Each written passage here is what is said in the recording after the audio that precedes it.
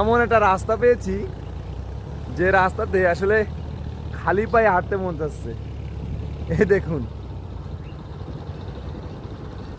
এখানে আমি মাঝে মধ্যেই যখন আমি আমার নানুদের বাসায় আসি তখন আমি এখানে হাঁটতে বের হই।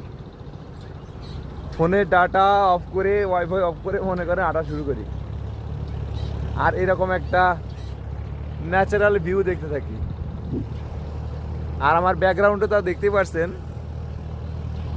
আর এখানকে যে ওয়েদার, অস্থির অস্থির লেভেলের ওয়েদার। আর এটা জগিং করার জন্য তো বেস্ট, যদিও কেস্ট পরি নাই।